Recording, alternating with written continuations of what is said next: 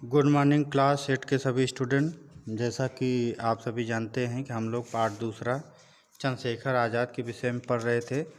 हमने पहले अध्याय में जो है पेज नंबर 9 पढ़ाया था, तो आज हम लोग पेज नंबर 10 से फिर से पढ़ लेते हैं। और यहाँ से सबसे ऊपर से पढ़िए कि इस बार वे काशी में टिक गए थे। काशी में जैसा कि आपको बताया गया था, चंद्रशेखर आज़ाद जो है उनके पिताजी ने कहा कि जो है तुम जाके काशी में पढ़ो, तो इस बार वे काशी टिक गए थे। काशी के धार्मिक लोगों से संस्कृत के छात्रों के आवास तथा भोजन की मुफ्त व्यवस्था थी। ऐसे ही स्थान पर रहकर चंद्रशेखर संस्कृत व्याकरण पढ़ने लगे।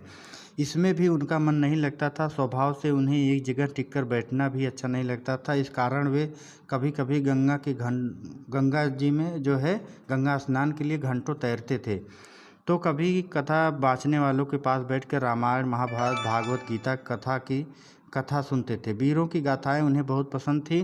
चंद्रशेखर जब 10-11 वर्ष के थे तब जलियांवाला बाग का भयंकर हत्याकांड हुआ था। जैसा कि पहले ये सब लोग पढ़ चुके हैं, एक बार फिर से पढ़ लीजिए। जल्दी जल्दी मैं पढ़ के सुना दे रहा हूँ। जलियांवाला बाग का भयंकर हत्याकांड हुआ, जिसमें सैकड़ों निरपराध भारतीयों को गोली का शिकार होना पड़ा। जलियांवाला बाग चारों ओर से ऊंची ऊंची दीवारों से घिरा एक मैदान था। इसका रास्ता बहुत ही संकरा था। एक दिन जलियांवाला बाग में सभा हो रही थी। उसमें ब्रिटिश सरकार के विरुद्ध भाषण हो रहे थे।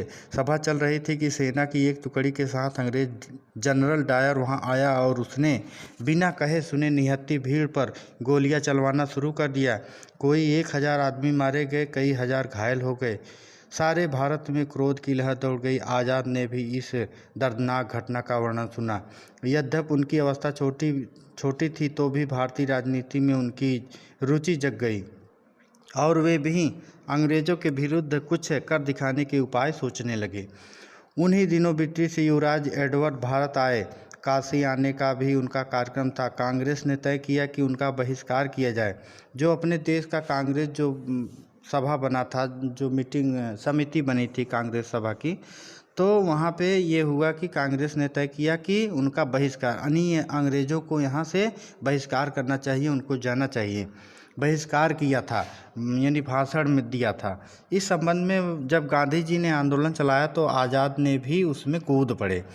यद्यपि वे अभी बालक ही थे, फिर भी पुलिस उन्हें गिरफ्तार कर लिया, क्योंकि जब गांधी जी ने जो अपना आंदोलन चलाया था उसमें चंद्रशेखर आज़ाद भी जो है भाग लिए थे, तो छोटे होने के नाते भी उनको भी गिरफ्तार कर लेती है पुलिस। उसके बाद पुलिस उन्हें गिरफ्तार कर लिया। उनसे कचहरी में मजिस्ट्रेट ने पूछा, तुम्हारा क्या नाम है? उन्होंने आकड़ कर बताया, आज़ाद। तुम्हारे बाप का क्या नाम है? उसने पूछा, फिर तुम्हारे बाप का क्या नाम है? तो फिर आज़ाद ने बताया, चंद्रशेखर आज़ाद ने बताया, स्वाधीनता। तुम्हारा घर कहाँ है? तो आज़ाद ने बताया कि जेल खाना। मजिस्ट्रेट ने आज्ञा दी कि इसे ले जाओ और 15 बेत लगाकर छोड़ दो। उन दिनों बेत की सज़ा देने का ढंग बहुत ही क्रूरतापूर्वक था। इस घटना का उल्लेख जवाहरलाल नेहरू ने अपनी आत्मकथा में इस प्रकार किया है, उसे नंगा करके बेत लगाने वाली टिकटी में बांध दिया। बेत एक एक करके उसकी पीठ पर पड़ते और उसकी चमड़ी उधेड़ डालते थे।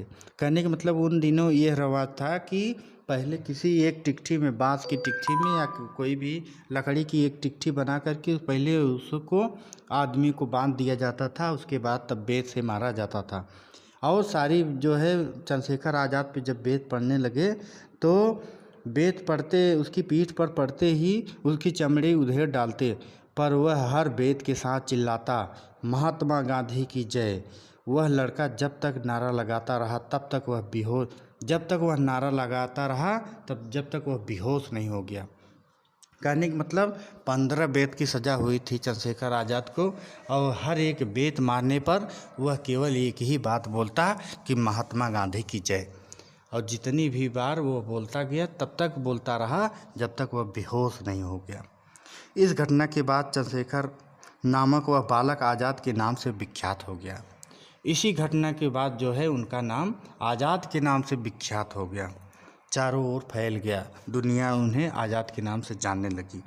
इन्हीं दिनों भारत के क्रांतिकारी अपना संगठन बना रहे थे। चंद्रशेखर आज़ाद उनसे प्रभावित हुए और वे भी उनके दल में शामिल हो गए। क्रांतिकारियों का कहना था कि अंग्रेज अहिंसात्मक रीति से नहीं मानेंगे, उन्हें भय दिखाकर छोड़ने के लिए मजबूर करना होगा। चंद्रशेखर आज़ाद जिस क्रांतिकारी दल के सदस्य बने वह बड़ा था और सारे भारत में उनकी शाखाएं फैली हुई थी। पेज नंबर 11 पे मैं पढ़ रहा हूँ, अब पेज नंबर 11 देखें। तो आगे बता रहे हैं, क्रांतिकारी दल के सामने बहुत सी व्यवहारिक समस्याएं थी। सबसे बड़ी समस्या थी संगठन के लिए धन कहाँ से मिले, इसलिए दल की ओर से सन 1925 ईस्वी में उत्तर प्रदेश के काकोरी स्टेशन के निकट चलती गाड़ी को रोककर खजाना लूट लिया गया। कहने का मतलब काकोरी एक जगह स्टेशन का नाम है, वहाँ पे अपने भारतीय समाज के जो लोग थे, संगठन के लिए उन लोगों को पैसे की ज़रूरत थी। सब लोगों को पैसे की ज़रूरत थी, कहीं आना है कहीं जाना है, धन की बहुत आवश्यकता थी। तो इसलिए उन्होंने क्या किया कि ऐसा किया कि अंग्रेज़ों का खजाना लूटा जाए। तो कुछ जो क्रांतिकारी दल के नेता थे तो वो लोग क्या किए कि काकोरी में जा कर के और वहाँ पे स्टेशन के निकट चलती गाड़ी को रोक करके उन्होंने सरकारी खजाना लूट लिया।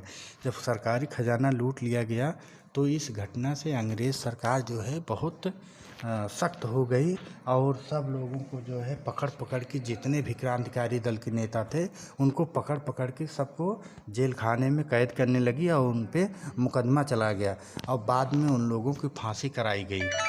तो कहने का मतलब यही पे है कि इस घटना के होते ही ब्रिटिश सरकार की ओर से गिरफ्तारियां होने लगी, पर आज़ाद गिरफ्तार न हो सकी। उन्हें पकड़ने के लिए बड़ा इनाम घोषित किया गया।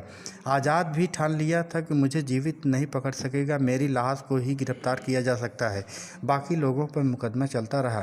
चंद्रशेखर आज़ाद झांसी के आसपास के स्थानों में छिपे रहे और गोली चलाने का अभ्यास करते रहे। काकोरी षड्यंत्र के मुकदमे में राम प्रसाद बिस्मिल, रोशन सिंह, अशफाक उल्ला खां और राजेंद्र लाहिड़ी को फांसी हो गई। मतलब ये कि जितने भी काकोरी कांड में गिरफ्तार हुए थे उसमें से काकोरी षड्यंत्र के मुकदमे में राम प्रसाद बिस्मिल और जो है रोशन सिंह, अशफाक उल्ला खां और राजेंद्र लाहिड़ी को फांसी हो गई थी। और उन्हीं नामों में से चंद्रशेखर आज़ाद का भी नाम था, लेकिन ये जो है भाग निकले, इनको अभी तक पकड़ा नहीं जा सका।